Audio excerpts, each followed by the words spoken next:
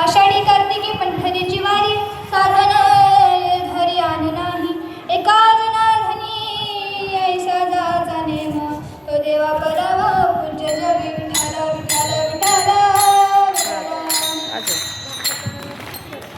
प्रस्तुत प्राप्त प्रसंगी कीर्तन रूप सेवे करता निवडलेला अभंग पैठण्य वाशांती ब्रह्म एकनाथ महाराजांचा असून जास्तीत जास्त नसून 4 चरणाचा अभंग आपण सेवे करता निवडलेला आहे.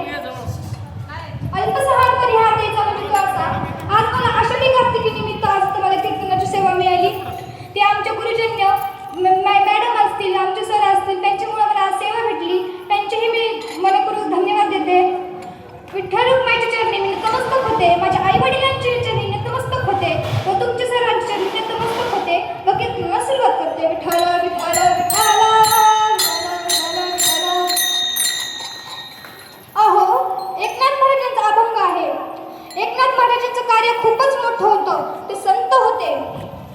अहो, एवढं मोठं पांडुरंग असून सुद्धा त्यांनी एकनाथ महाराजांची चाकरी केली. तुम्ही म्हणतात काय केले, तर 12 वर्षे धुणे धुतले, 12 वर्षे चंदन घासले व 12 वर्षे कावडीने पाणी भरले. कावडीने पाणी राखत चक्र पाणी वाहे, कावडीने पाणी राखत चक्र पाणी वाहे. आनंद वंश पावे नीरावंश पाहे, आनंद वंश पावे नीरावंश पाहे.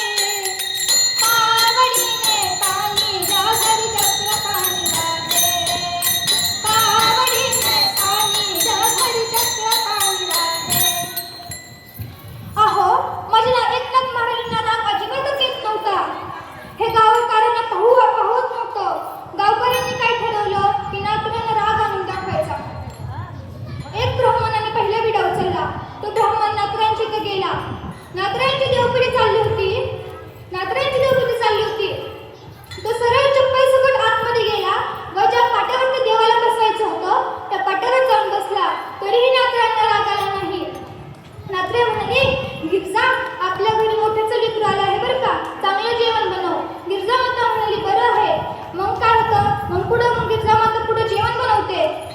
जेवायला बसतात, पण त्या ब्राह्मणाला आठवतं आपण ज्या कामासाठी आलो ते काम करून घेऊया.